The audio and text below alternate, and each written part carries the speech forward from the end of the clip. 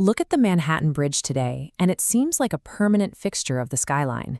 Yet the city repeatedly debated tearing it down altogether.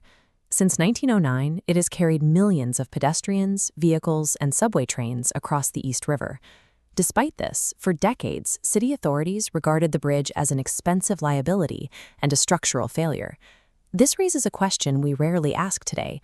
How does a structure built with a design choice that subjected it to constant, uneven stress survive for over a century? To find out, we have to look at how this bridge became too vital for the city to destroy.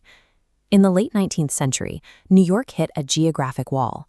Manhattan was the economic center of the region, but it was growing faster than the island could allow, forcing a rapidly expanding population to live across the water in Brooklyn. For decades, slow, weather-dependent ferry fleets carried that burden. But as the city industrialized at full speed, these boats became inadequate for the millions of people who needed to cross the river daily. Even the first permanent solutions failed to keep up. The Brooklyn Bridge was pushed beyond its limits almost the moment it opened, soon followed by a surge in demand that the Williamsburg Bridge couldn't solve alone. When the city discussed a third crossing, the debate was fierce. Tunnel advocates argued that going underground would avoid wind and vibration, but politicians pushed for a visible, monumental bridge. They wanted a structure designed explicitly to absorb the heaviest rail loads the city could generate. By choosing the bridge over the tunnel, officials ignored early warnings and bound the entire city to a massive transit crossing that skeptics already viewed as a risky experiment. Capacity drove every design choice for the Manhattan Bridge. It was treated as a corrective object, prioritizing high-volume movement between the boroughs above all else. To maximize this capacity, designers integrated multiple subway tracks into the structure. Crucially, they placed these heavy rail lines along the absolute outer edges of the suspension span. This placement created a specific physical consequence, a rolling torsional motion. Instead of flexing downward under the weight, the bridge twisted. When heavy trains crossed on one side, the structure responded with a rolling motion. Over the decades, this constant twisting took a toll, accelerating fatigue in floor beams, loosening connections, and cracking steel members. The specific feature that made the bridge indispensable, its ability to carry multiple subway lines, was the force accelerating its deterioration.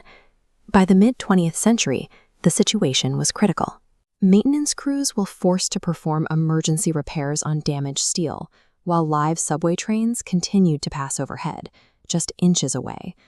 These dangerous repairs were a necessity because shutting the bridge down was considered impossible. The city had grown to depend so heavily on these transit lines that a total closure would have caused immediate chaos. Yet by the 1950s, Band-Aid fixes weren't enough. As newer East River tunnels proved to be far more stable for rail traffic, official planning documents began treating the bridge not as an asset, but as an outdated problem to be managed. Former city officials argued openly that the bridge was a relic of an earlier era. For the first time, city planners seriously evaluated whether replacing its function entirely would be easier than trying to save it. If the bridge was a failing relic and a financial drain, why didn't New York follow through and tear it down? The answer lies in the infrastructure trap. The city's entire circulatory system had aggressively molded itself around the bridge's massive approach ramps. Dismantling the bridge would sever the transit spine of multiple subway lines and paralyze neighborhoods on both sides of the river. The bridge wasn't just a crossing anymore, it was the foundation for entire city blocks. The scale of urban disruption effectively vetoed logic. The city was forced to commit to an expensive rehabilitation because it had allowed itself to become completely dependent on a flawed design. Saving the bridge took decades. It cost hundreds of millions of dollars and required closing sections for years at a time to replace steel and balance structural limits with the city's transit needs. The Manhattan Bridge stands today as one of New York's busiest crossings. From the street level, its cables and towers appear permanent, but that existence was only guaranteed because the city had reached a point where it could no longer function without it. This is the reality of infrastructure. Once a massive structure is built, the city grows around it like vines on a trellis, inextricably linking their fates until the city cannot survive without the very thing it never fully trusted.